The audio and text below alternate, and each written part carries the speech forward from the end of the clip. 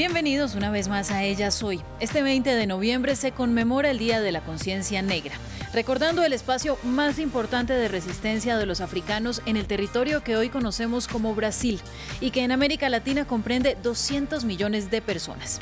La comunidad afrodescendiente a nivel mundial recuerda su proceso de unidad y de lucha, y en France 24 nos unimos con un homenaje a la mujer afrolatina. Veremos la apuesta escénico-musical de Jessica Esther Moreno, quien hace una reflexión sobre lo que significa ser mujer negra en América Latina. Recorre la historia del reconocimiento personal y colectivo en países como Colombia y México. A través de este recorrido testimonial de mujeres afromexicanas y afrocolombianas, se habla de la apropiación del cuerpo como territorio de resistencia y reivindicación ante una historia impuesta. Descubrí que ser mujer negra va más allá de un color de piel. Es la memoria de mi sangre, es la memoria de mi piel. Descubrí que mi negritud es la fuerza que orienta mis pasos, es ancestría, es historia, orgullo. Búsqueda de identidad, definición de negritud, resistencia, lucha. Eso es lo que implica ser mujer y negra en América Latina. Y aquí, en un pequeño teatro del centro de Bogotá, estas dos mujeres evocan la vivencia de muchas. Un mensaje en el que las mujeres, especialmente las mujeres afro, están en el centro. Es un recorrido por un reconocimiento y un autorreconocimiento hacia mi afrodescendencia. El nombre de la obra, Memoria de la Raíz Negra, es un título que encaja perfectamente a Jessica Moreno, su autora. Yo asumí mi afromexicanidad tarde, porque ¿cómo iba a asumirme en una identidad que ni siquiera sabía que existía? En México somos una población muy poco visibilizada. Hasta hace este año, en 2019, se reconoce oficialmente en la Constitución que existimos los afromexicanos. En la sola, y el tambor que toca mamá. Producida, elevada a las tablas exclusivamente por mujeres, esta representación cuestiona el lugar que han ocupado las mujeres afro en las sociedades latinoamericanas desde sus inicios hasta la actualidad. Además, la obra desempeña un papel educativo en entornos en los que a menudo los problemas de las negritudes siguen siendo tabú y rara vez se debaten en la arena pública. Pues realmente no sabía que había tantas combinaciones negras con, digamos, mestiza, bueno, todas esas pequeñas, pequeñas no, grandes, amplias combinaciones con la raza negra. Fue como un viaje así intenso. Sentí un montón de cosas. Aunque la reivindicación de las mujeres afro en América Latina sigue siendo difícil y la historia las ha hecho invisibles, iniciativas artísticas como esta están ahí para recordarnos sus luchas. Mujer negra es tener aquí en la garganta un grito ahogado, como si no pudiéramos hablar, como si no pudiéramos tener voz, como si no pudiéramos existir, como si no pudiéramos ser mujer indígena o negra en América Latina es un peligro. Nos acompaña la autora de esta obra, Jessica Esther Moreno, bienvenida. Hola, ¿qué tal? Y también está con nosotros Marino Córdoba. Marino es presidente de la Asociación Nacional de Afrocolombianos Desplazados Afrodes. Bienvenido, Marino. Muchas gracias. Bueno, y los invitamos a los dos para que conversemos acerca de esta fecha que es tan importante, no solamente para la comunidad afro, sino para el mundo en general. Y voy a comenzar con usted, Jessica, porque ¿cómo es posible que en 2019 todavía necesitemos acciones como estas, tanta educación, tanta conciencia sobre la identidad afro? ¿Cómo es ser una mujer negra en América Latina? Ser mujer negra en América Latina es un peligro, como lo reafirmo en la obra, y es increíble que se tengan que hacer este tipo de acciones. Lo que mencionaba, ¿no? En México, por ejemplo, que hasta hoy se ha reconocido constitucionalmente esta población es increíble, ¿no? Y eso nos habla de una historia blanqueada, una historia de invisibilización y de que tenemos que hacer mucho rescate, ¿no? Y reivindicación sobre nuestros cuerpos. Y Marino, usted trabaja para una organización que defiende principalmente los derechos y la identidad cultural de la población afrocolombiana en situación de desplazamiento. la diáspora africana y afrodescendiente ha sufrido históricamente de desplazamiento forzado en todo el mundo. Hoy en Colombia, esta es una de las poblaciones que lucha por ser visible y respetada. De nuevo le pregunto, ¿por qué? Bueno, la historia nuestra ha sido una historia negada, realmente partiendo inclusive desde los planteles educativos hasta, digamos, en la institucionalidad.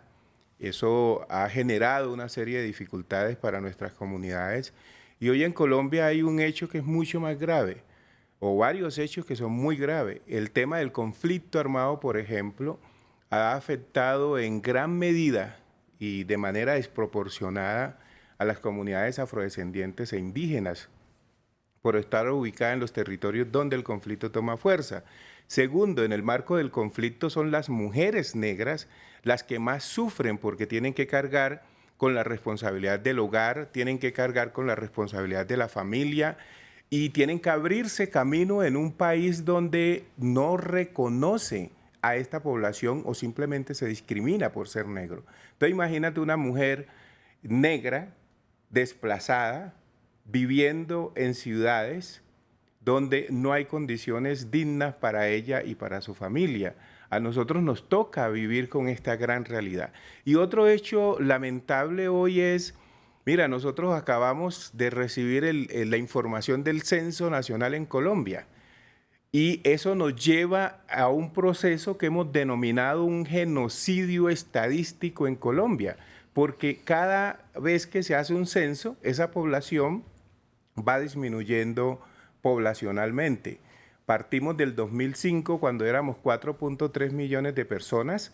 Hoy en el censo que se acaba de publicar sobre población afrodescendiente, negra, racial y palenquera, nos dicen que somos 2.9, 2.900.000 personas.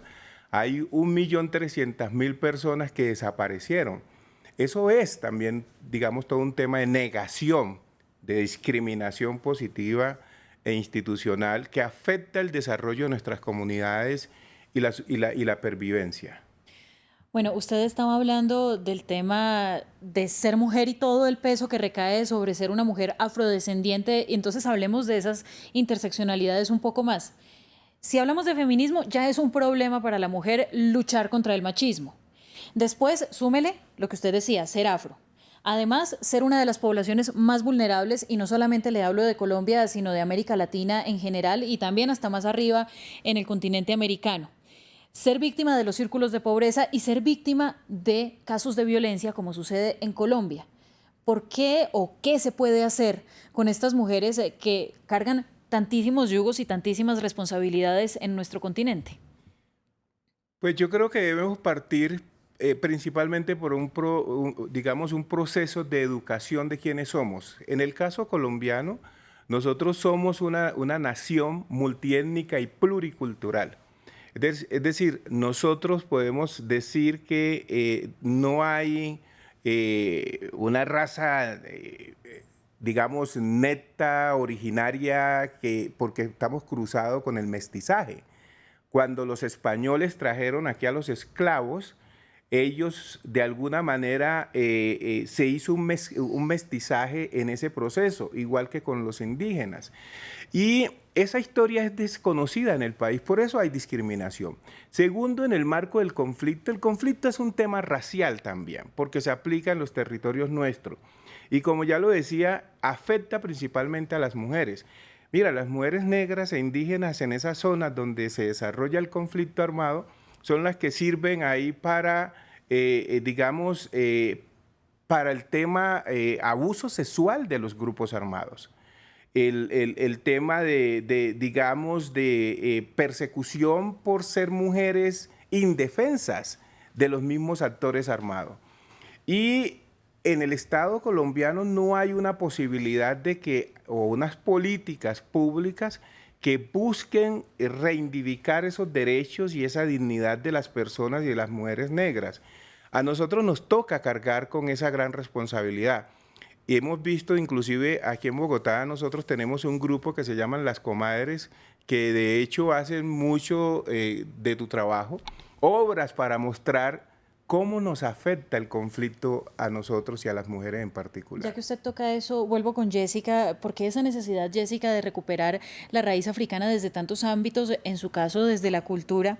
Y sobre todo explíquenos acerca de lo que es reivindicar la afromexicanidad, porque bueno, si hablamos de Colombia, es una de las mayores poblaciones afro en América Latina. Está Estados Unidos, después está Brasil, después está Colombia, pero cuando a uno le hablan de México, es muy pequeña la población afro y podemos seguir con países como Argentina o como Bolivia. Entonces, su tarea es explicarle al mundo que hay que cambiar los estereotipos.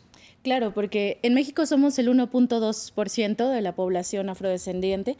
Es poco en comparación con países como Brasil, Colombia, pero existimos, ¿no? Y creo que uno de los problemas que de hecho mencionan es que si no se conoce esa historia, si se blanquea la historia, entonces tampoco se puede uno autorreivindicar, ¿no? Porque si a mí me hubieran preguntado hace 3, 4 años, yo no hubiera asumido mi afrodescendencia.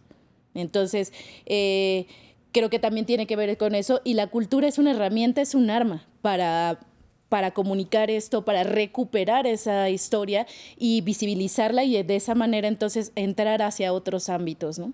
Pues entonces la tarea es visibilizar. Se nos acaba el tiempo, pero seguimos conmemorando y celebrando con ustedes la cultura afrodescendiente. Es todo en este momento aquí en Ella Soy, pero sigan con nosotros. Tenemos más en France 24.